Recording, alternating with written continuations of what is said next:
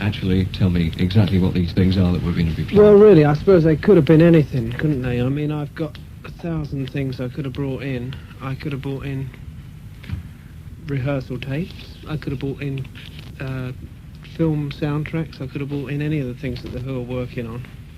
And in the end, I decided that because all those are in an unfinished state, it would probably be fairer to the group and to their fans to actually go back a couple of months to where I was a couple of months, which was with a few finished demos of my own.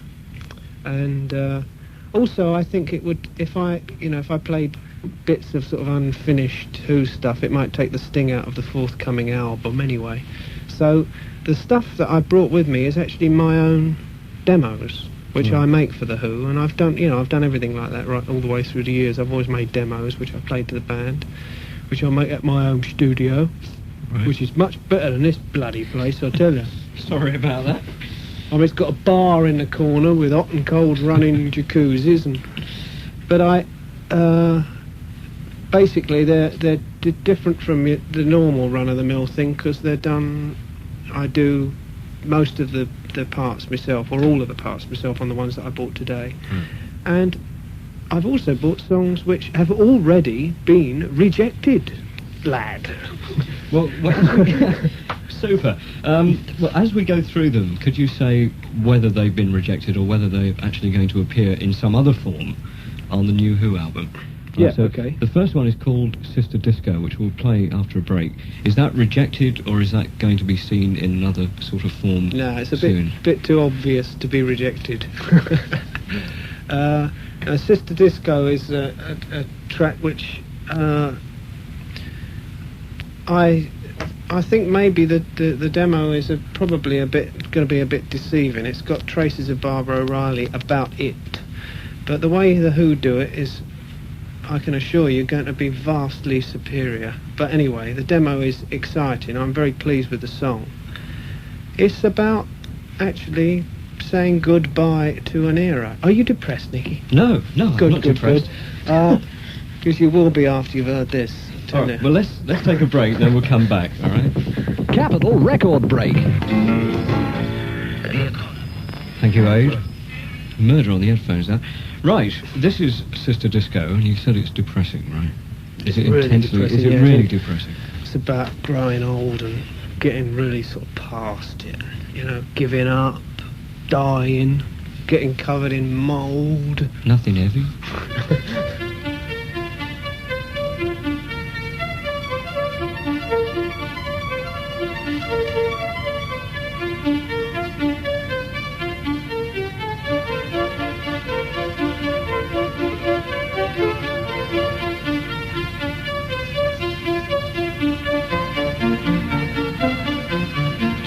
Hang on a second. Why this is depressing? Why is this depressing? Take it back to the beginning. Take it back to the beginning. It's depressing because Dummy. you're playing it half as fast as what it's supposed to be played. Oh, I this is- told you, this studio's It's great. full of lunatics. Right, this is at 15.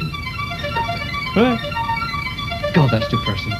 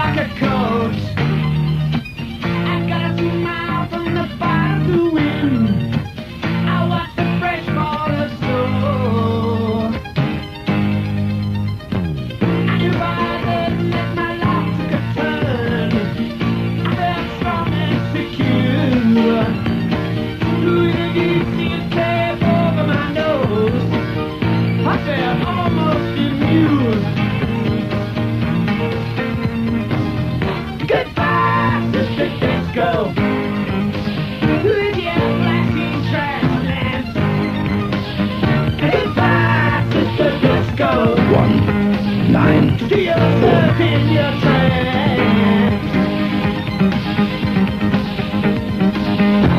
Goodbye to the disco. Now I go where the music makes my soul. Where the music makes my soul. And I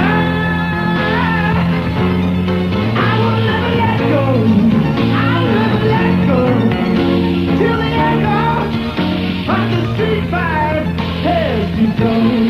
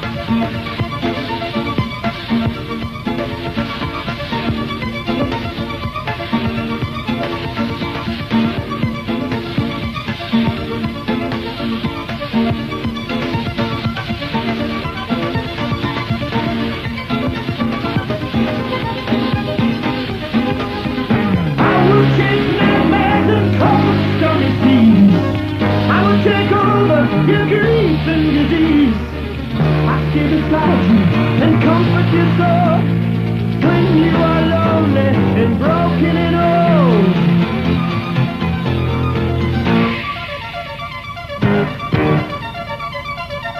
Now I walk with a man in my face, a woman in my hair. I got you all looking out through my eyes. My name might be your affair.